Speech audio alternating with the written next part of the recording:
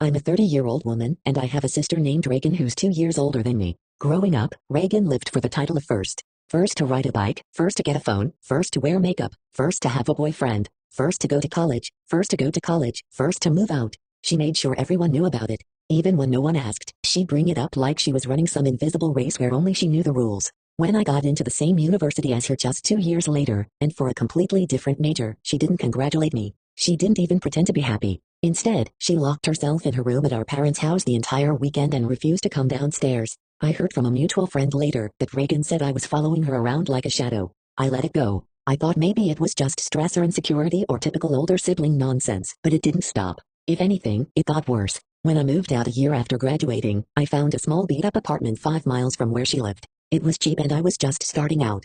She heard about it and told anyone who'd listened that I was trying to recreate her life. When I adopted a black Labrador 2 years after she got her golden retriever, she posted on Facebook something like, "Imitation really is the highest form of flattery," and followed by a wink emoji. People started joking about it, but not in a funny way, more like those uncomfortable laughs you give when you don't know if someone's being serious or just mean. It became a pattern. She accused, I ignored, she mocked, I moved on. The breaking point came when I got engaged. My fiancé proposed to me on a weekend trip in the mountains. When I told Reagan and in a casual phone call, there wasn't even a pause. Her first response was, "Wow," trying to beat me to the altar. Now, not congratulations, not even fake excitement, just another jab. That was the last time I gave her a reaction. After that, I started keeping notes. Not online, not on a shared device, just a plain notebook in my dresser drawer. Every she accused me of copying her. I'd write it down, the date, what she said, who was there, what led up to it. I didn't confront her. I didn't try to clear things up.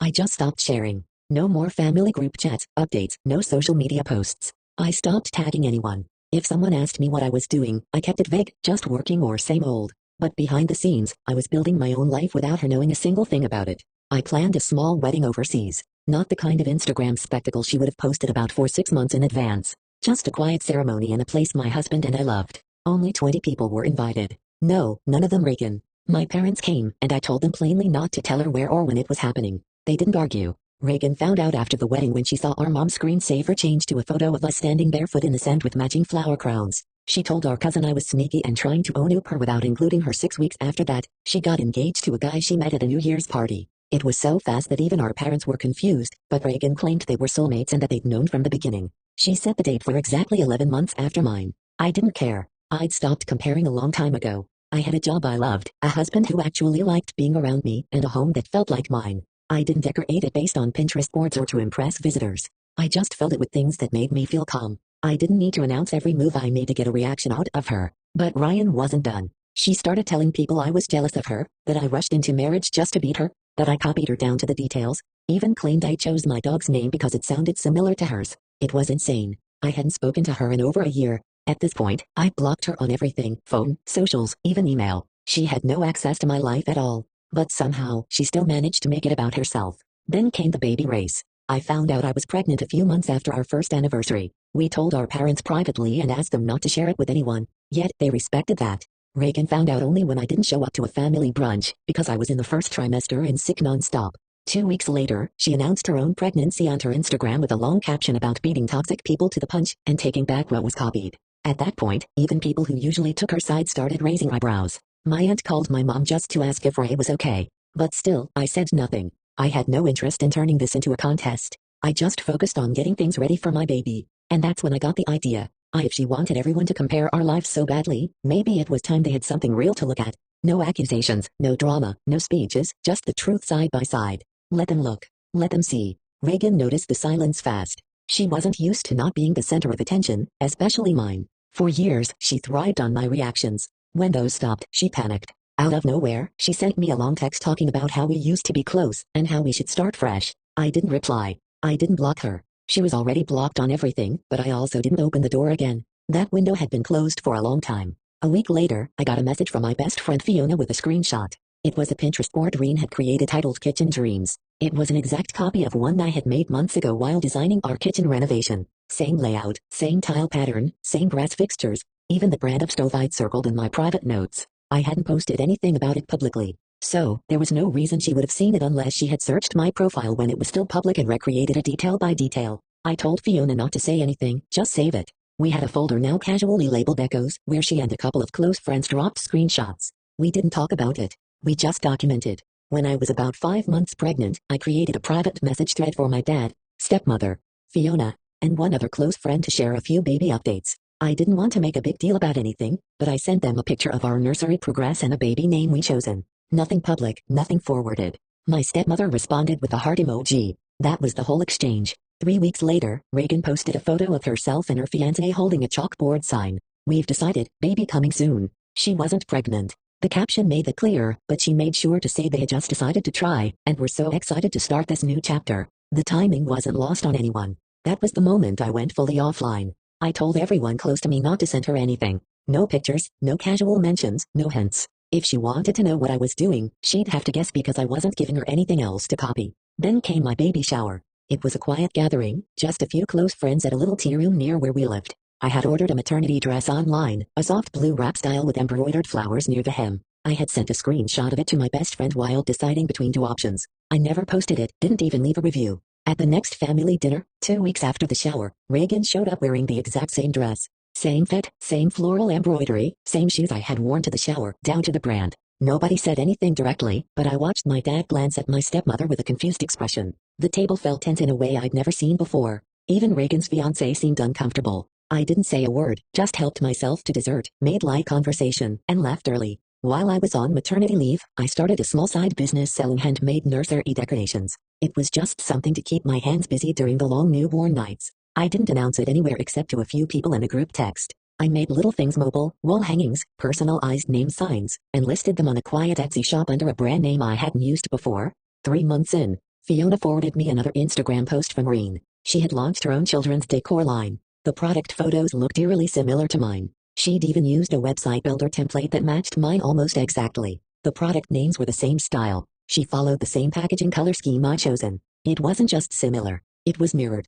That time I documented everything. The website launch date, the domain registration, the original product photos from my phone with timestamps, the Etsy confirmation emails, even the raw files I'd saved while editing. Still, I didn't message her. I didn't make a post. I didn't tell anyone in the family, but the folder labeled decos doubled in size. My husband had kept his mouth shut about it for a long time. He wasn't the type to get involved in drama. But after the decor business situation, he sat down next to me at the kitchen table, held up his phone with Reagan's side open, and just said, "She's obsessed with you." I told him I didn't need to fight it. I just needed to keep building quietly. At the next family dinner, I brought a small photo book I had made of our baby's first month. Nothing flashy, just printed pages with captions bound in linen. I passed it to my stepmother, who immediately started flipping through it and tearing up my dad to see it next. Then my uncle, then his wife. People cooed, smiled, laughed at some of the captions. Ryan didn't even try to look at it. Instead, she started talking loudly about her future baby plans, how she was planning to do a monthly photo shoot with professional backdrops, how she had already booked a newborn photographer for next year, and how she was thinking about writing a baby book from the point of view of the baby itself.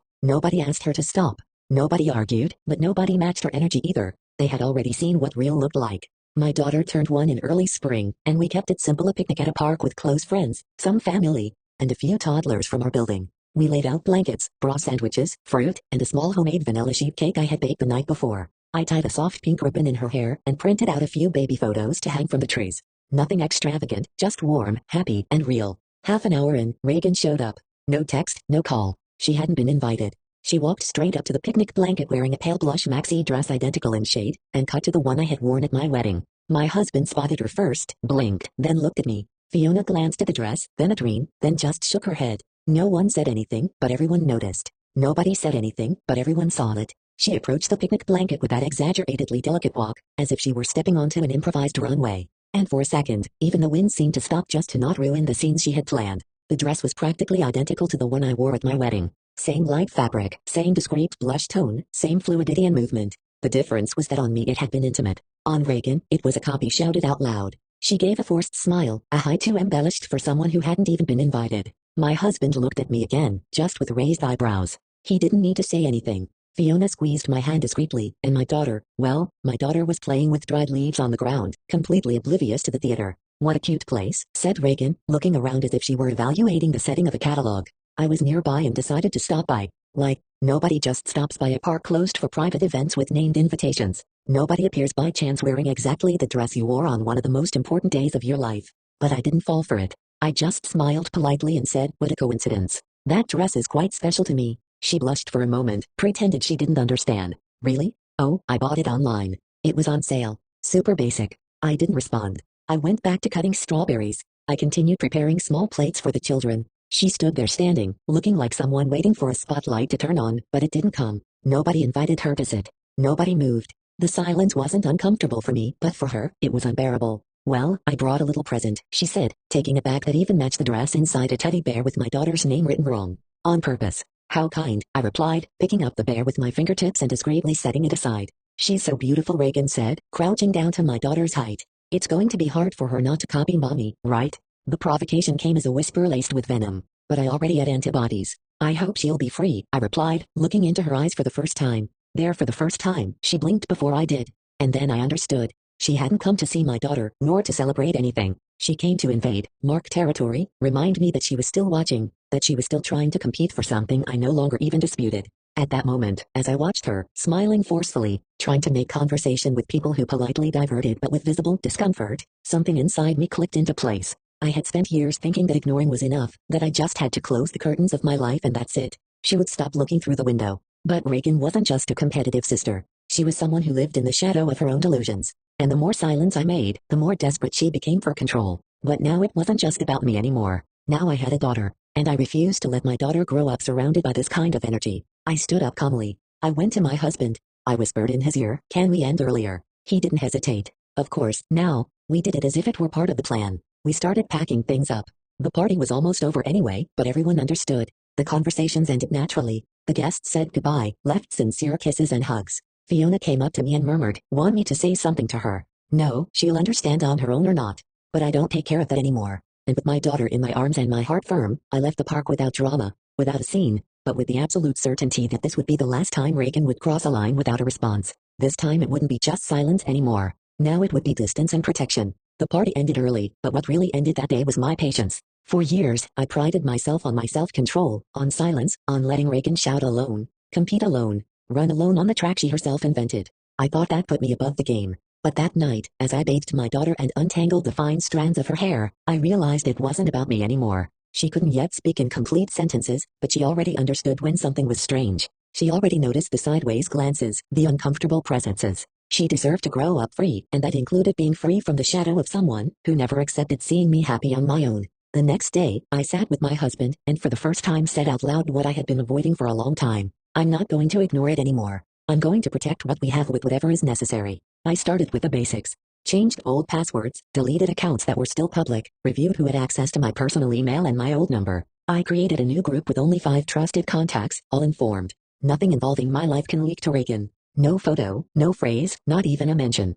Fiona helped me with everything. We created a new share drive to store images of my daughter. Only those who knew why all this was happening had access. But what really disarmed me was what we discovered days later. Reagan had done a photo shoot alone with a fake belly. Yes, a fake pregnant belly. The photos were posted with ambiguous captions like, "The wait may be long, but love is immediate." Complete with hashtags like, "A girl mom, our new chapter, all only, those who feel now." No, she wasn't pregnant. She wasn't even trying anymore. She was imitating a pregnancy. Fiona sent me the images in the middle of the night. I was already asleep. I woke up with the notification. And I confess that for a second, I just stared at the screen, trying to understand if it was real. It was. And at that moment I knew that what I was facing wasn't just sister rivalry. It was obsession. Something that can't be fixed with empathy or silence. Something that needs limits, firmness, and real distance. The next morning, I went to my parents' house. I asked to talk, just the 3 of us. I looked them in the eyes and said with all the calm I could gather, "Either you respect my boundaries or you won't participate in my life anymore." My mother cried.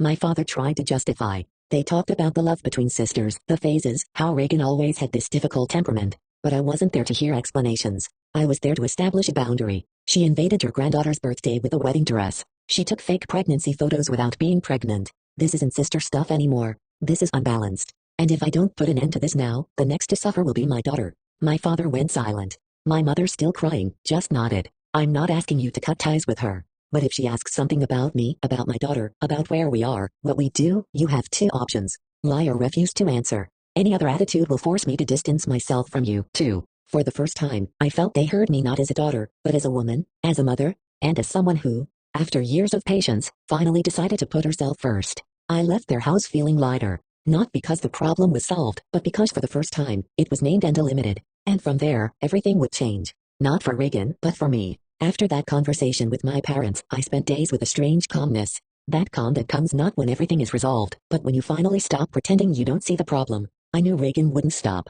People like her don't accept limits, especially ones they didn't impose. But now, for the first time, I was prepared and she wasn't. The first attempt was subtle. I was at the cafe where I usually work on lighter days. Quiet environment with small tables on the sidewalk. That sound of dishes mixed with the sound of leaves swaying. I had already warned the few friends who used the same space. If she appears, don't talk to me. Don't give her an opening. The order now was to protect, not react. And there she was. She entered with the same theatrically soft steps, back hanging on the side, hair done as if she were going to a TV interview. She sat 3 tables behind, ordered something just to be part of it, and kept watching me discreetly of course, but I know the way. I didn't get up, didn't speak, didn't look. I continued typing as if she were just another shadow on that sunny morning. She stayed there for 23 minutes. Then she left. Fiona, who was 2 tables away, sent just one message. First attempt documented 2 days later, she appeared at a craft fair. I had a small stand selling pieces from my business. The one she tried to blatantly copy with the same website template, the same packaging, and even the names of the products. She didn't talk to me, didn't buy anything, but she kept walking through the parallel corridors, always stopping within sight of my stand with a clipboard, taking photos with her phone in a casual way. My husband, who was with me, approached, held my hand, and murmured, "If she steps inside the stand, I'll break composure." She won't. She just wants to be noticed. And once again, I didn't give her that. We took photos with real customers. We handed out cards and Fiona from the other side of the pavilion photographed her with time, date, and face. Complete record. After that, she tried the indirect route. Message delivered by a cousin. She asked if she could see you to talk. I said no. Message delivered by an ex-friend. Reen wants to apologize, but she's ashamed. She said she just needs one chance. I replied she had 30 years.